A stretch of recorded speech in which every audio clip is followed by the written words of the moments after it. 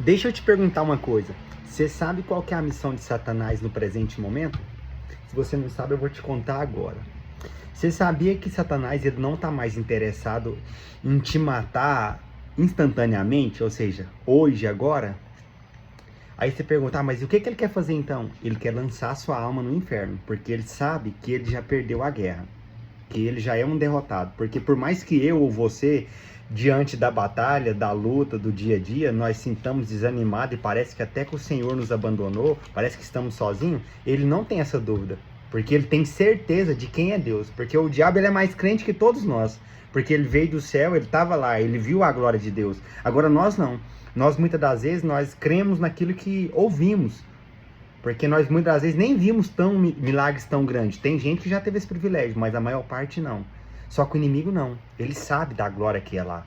E ele sabe que quem prometeu garante que ele já perdeu. E ele quer nos destruir.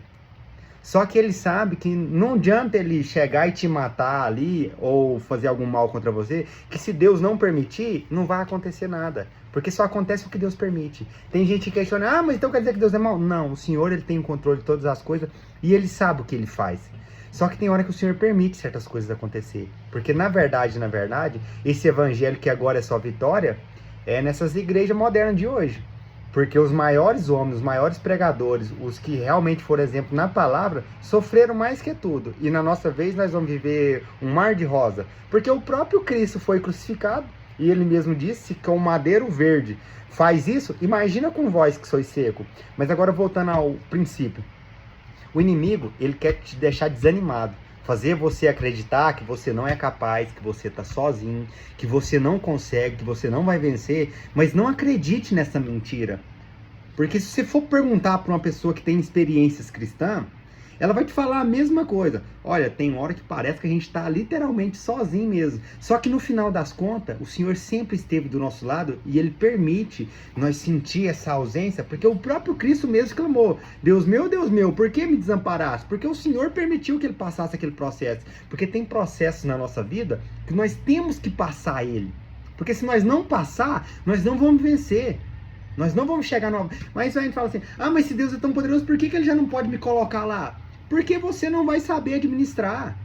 O que adianta eu pegar uma pessoa leiga e colocar como CEO de uma Apple da vida? Ela não vai saber nem por onde começar. Por quê? Porque ela não tem experiência. Então, para de reclamar e começa a agradecer a Deus por tudo que o Senhor tem permitido, porque até aquilo que você tem como perca, no final é ganho, porque te gera estrutura. Porque pra gente aprender, muitas das vezes a gente tem que... Muitas das vezes não. Na maior parte das vezes a gente aprende errando. No princípio, na escola. Quantas vezes você errou a letra A ou qualquer outra, um cálculo simples em matemática, mas o que? Isso gerou a condição, às vezes, de você fazer uma engenharia ou uma medicina ou qualquer outra coisa. Então, para de questionar os porquê de Deus. Mas fique atento. Seja simples como a pomba, mas porém prudente como a serpente, porque o inimigo ele não brinca de ser inimigo. E ele vem por coisa sutil, que você pensa, não, mas isso não tem nada a ver. É bem aí que ele pode entrar. Então seja prudente, não seja displicente, busque o Senhor, leia a Bíblia, esteja em comunhão e na hora que tudo estiver difícil, apresenta o seu dia na mão do Senhor e apenas agradece, porque o Senhor está no controle de tudo e Ele não te deixa desamparado. E até aquilo que para você hoje você tem como perca, você vai ver que no futuro o Senhor vai te mostrar que era necessário. Deus os abençoe.